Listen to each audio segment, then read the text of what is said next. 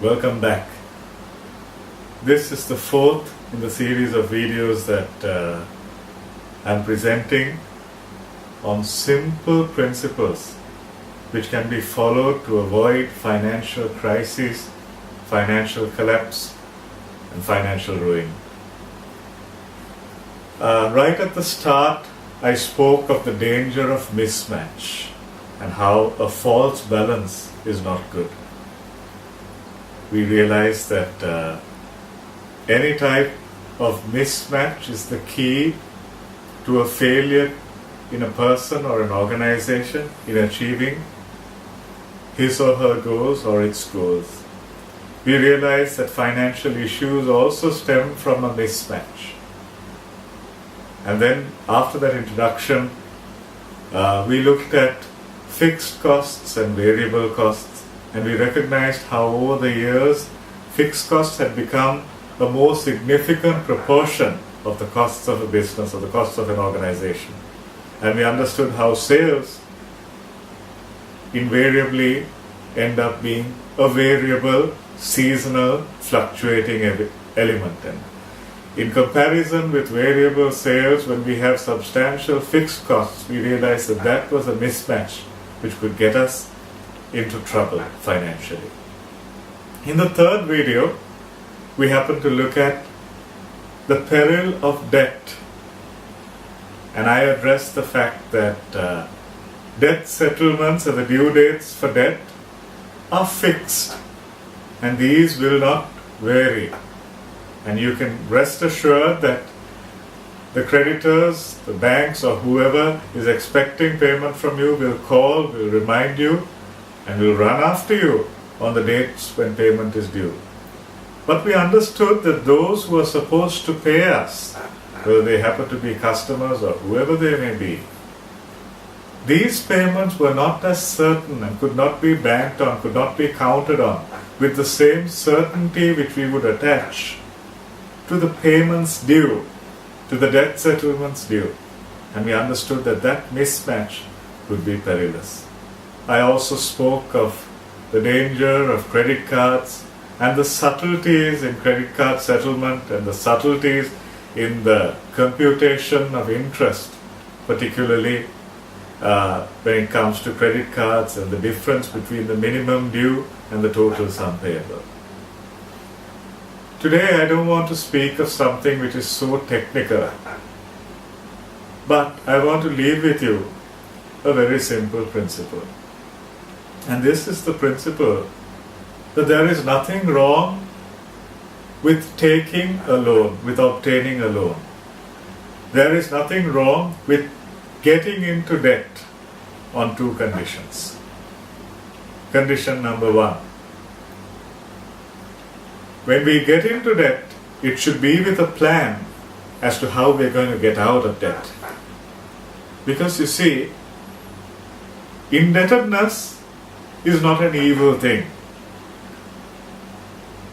Continuing to be indebted, continuing to be a debtor, oh, that is the greatest peril imaginable. I often quote a passage which says that the borrower would be slave to the lender, not servant, but a slave to the lender. And that is true. In the global context, you would recall the crisis in Greece. And you would recall how for hours and hours the head of state, the Greek head of state, had negotiations with the European Union. He was attempting to fight for his country and secure some sort of justice and some sort of relief for his nation and for his citizens. And he was not a man who was in favor of many of the steps that had been taken and the so-called reforms that were being thrust down the throat of Greek citizens. But you know, having borrowed and being in such a state of desperation and being in a state of financial peril, the poor man had his arm twisted during that negotiation.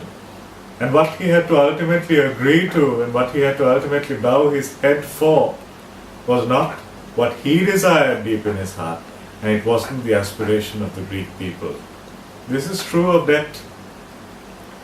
The borrower ends up being a slave to the lender. So here's the key. If you use a credit card, you have then become a debtor. If you obtain a loan from a bank or a financial institution, you've become a debtor. If you use an overdraft facility, you've become a debtor. But the key is, are you going to stay a debtor? If you get into debt and you do not get out of debt, that is what will wreck and ruin you. Let me ask you a simple question, and I hope this gives you food for thought to understand what I'm talking about and to understand the peril that I'm trying to warn you of. See, when I was in school, the population of the world hadn't even reached 6 billion. Once I left school, it crossed the 6 billion mark. And then it crossed the 7 billion mark. And the population of the world continues to grow. Do you actually think that there could be an issue or a shortage or a fall in global demand when the population of this world in 25 to 30 years has grown from 5+ billion to 7 billion and then crossed 7 billion? If the number of people in the world is continuing to increase, common sense would tell you that global demand should actually increase as opposed to global demand decreasing.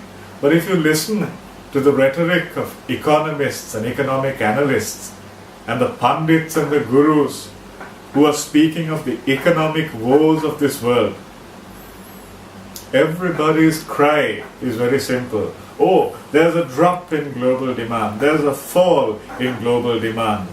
Global demand is stagnant. Global demand is falling. This is the cry. How can that be? You know, for 2.5 centuries, we have found institutionalized lending. Institutionalized lending, which is interest-based. We have found that. We have found this system. We have found this mechanism gripping the world.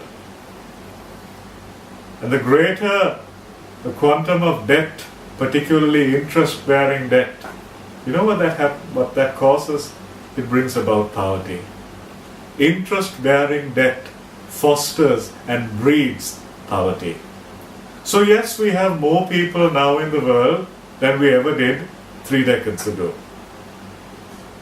But in spite of this rising population, these people are actually poorer. The middle class have got poorer and are, in a sense, now in the poor category. And those who were once classified as poor are actually poorer. They are in the very poor category. How has this happened? It's happened because of a lifestyle of debt. It's happened because of a system of institutionalized lending which has enthroned interest. And interest is a factor that will cripple productive capacity. Interest is a factor that will paralyze people financially and economically.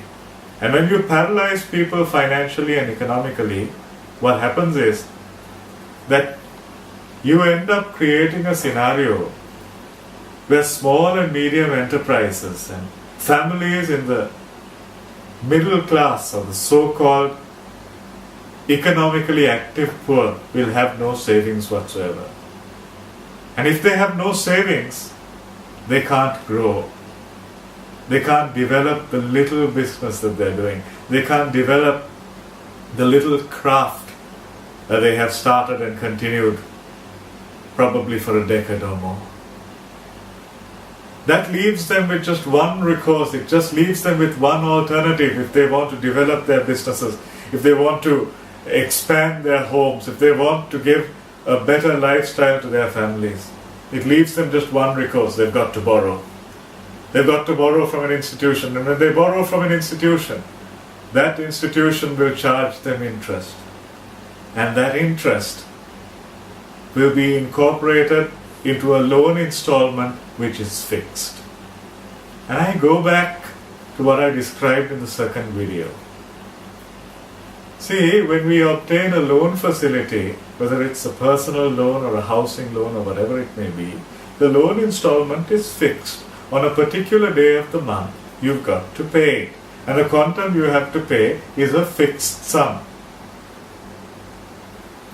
If you happen to be earning fixed remuneration, in other words, if you work somewhere and you have guaranteed pay, you would probably expect to be able to settle your mortgage. You would expect to be settled, you think that you'd be able to settle your loan installment. But in this volatile economic scenario, where people lose their jobs at the doff of a hat, you could end up in a 2 to 3 months space of time when you have no fixed remuneration. In certain instances, the gap between the first job and the next job could be substantially longer. And in a background, in a context where people are unable to save, in a context where people are not in the habit of saving, if you have a gap where you lose job A, where your position becomes redundant, or where that organization is in the process of restructuring, as they call it, and you are compelled to take some sort of severance pay and walk out, there is no guarantee that in 2 weeks' time you're going to get a job. And in that interim, all your mortgage payments, all your hire purchase payments, all those payments on the stuff that you have taken on credit, that will hit you in the face. And if you don't have monthly income coming in, I promise you, you will not be able to settle all these due amounts on their due dates. We end up in the mismatch once again. So, what's the way forward? Are you not supposed to buy something on a hire purchase scheme? Are you not supposed to take out a mortgage and get yourself a house? No, getting yourself a house is an investment. Why is it an investment? Because if you didn't have a house of your own, you would have to pay rent. And at the end of the day, if you happen to buy a house of your own and you take out a mortgage, yes, you are paying something monthly. But what you pay monthly is a payback for a house of your own, for a property of your own. Whereas if you kept paying a similar sum as rent, that would just go out to somebody else. And you would be at the mercy of the landlord, who may, at some point, decide to terminate the agreement. You may be asked to vacate. And in countries where contractual enforcement is poor, in countries where court cases take months and even years, there is little legal recourse, and sometimes people are thrown out with a week's notice or 2 weeks' notice. You'd be saved of all that hassle, you'd be saved of all that heartache if you end up with a house of your own. So that is a worthwhile investment. I'm not saying don't borrow, but I am saying watch the quantum of debt. Don't borrow a sum which will give you a loan installment, which will give you a monthly mortgage payment, which is unlikely to be settled by you in the monthly remuneration that you expect. See, you'd have a clue about how much income you would get on a monthly basis. You'd have some sort of idea about how your monthly remuneration would grow year on year. And you must make sure that the loan installment or the mortgage payment per month that you end up incurring, or that you contractually bind yourself to, is not something that you will not be able to cope with. See, optimism is a good thing. It is because of hope that people stay alive. It is because of hope that people venture into business. It is because of hope that people enter into the covenant of marriage. Hope is a good thing. But we must remember to be realistic as well. While we ought to be hopeful, we must brace ourselves to some extent to the fact that in the midst of hopeful circumstances, in the midst of a prosperous business, in the midst of a good job, there can and there will be setbacks. There can be certain months when there is unforeseen expenditure. There can be certain months in organizations where there is a pay cut across the board. I remember reading in the Straits Times way back in 2004, they conducted a survey among the citizens of Singapore. And many of those who responded to the survey said that if push comes to shove, if they are left with no other alternative, if they have to suffer a 10% reduction in remuneration as an alternative to losing their jobs, they would agree to a 10% drop in remuneration. I know in the Asian context many people would not agree to such a drop. But you see, that is what the world has come to. That is what the global context is right now. So, in those circumstances, my advice to you is this: don't bind yourself to a quantum of debt that you will not be able to cope with. So, here's the principle. A, try to reduce the loan installment which you would end up having to incur in a particular month. Try to reduce the hire purchase payments and the quantum of debt that you would have to settle in a month. Why? Because the quantum of debt is fixed. If you're running a business, your income would no doubt be variable. If you have a fixed job, a job which guarantees you fixed income, you would think that you're okay because your income is slightly higher than all of these payments that you're supposed to make. But like I said, in this uncertain context, there are no guarantees about that as well. And if you are to be able to cope with a gap in employment, the only way you'll be able to do that is if the quantum of debt and thereby the installments that you're supposed to pay, the payments that you're supposed to make during a month, if those are manageable, if those are at a level that you can cope with even with the little savings you have, then you will be safe. One more thing with regard to debt. There's nothing wrong with borrowing to buy a house. There's nothing wrong with borrowing in order to start a business or to develop a business. But there's a serious problem when we borrow for the purpose of consumption. If we borrow for the purpose of consumption, see, consumption keeps us happy. We need to eat, we need to pay for our traveling, we need entertainment, all that is well and good. But we must, as much as possible, try to settle our consumption bills and meet our consumption expenses with the cash that we readily have in hand, as opposed to using a credit card or getting ourselves into some sort of debt. You know, if you want to take a course and get yourself some sort of training and you get yourself a loan for that purpose, that is an investment, because the money that you have borrowed will end up in giving you a qualification, a diploma, a training, something that will enhance your career prospects. It's something that will help you prosper in your job. If you buy yourself a new machine in your little factory, in your little workshop, and if that is an improved version which is more efficient than the one you had before, there would be a return in what you're doing. All over the world, people are turning to solar power now because there was a prediction made on Bloomberg just a couple of days ago that by 2030, by 2030, fossil fuels such as gasoline would be unaffordable, would be beyond the reach of people, because the scarcity in fossil fuel will lead to such an exorbitant rise in prices, to such a frightful rise in prices.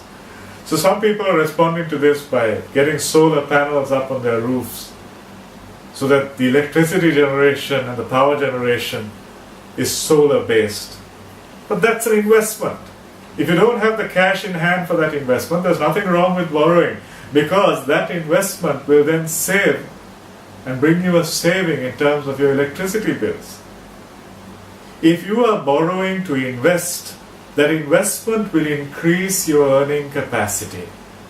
And if you invest in something which will increase your earning capacity, that will bring you a return. But if you borrow for the purpose of consumption, you're getting yourself into deep, deep trouble. Look at your borrowings. Look at the structure of your borrowing and see what part of it will actually enhance your earning capacity for the future. And reduce the proportion of debt, reduce the proportion of credit card use, reduce the proportion of hire purchase payments and payments for consumable items and household durables. Because if something is not enhancing your future earning capacity, you should be careful trying to obtain it, particularly on debt. If you have saved and you want to buy something for your home, if you want to get yourself new furniture, go right ahead. If you have saved and you want to go out on an expensive holiday, go right ahead. If you have saved and you want to buy yourself some expensive clothing, which you have liked to for a long time, go right ahead. But don't indulge yourselves with debt. That is my word of caution to you. I hope you've benefited from what you've heard thus far. Stay with me for the remaining videos as well. All the best to you.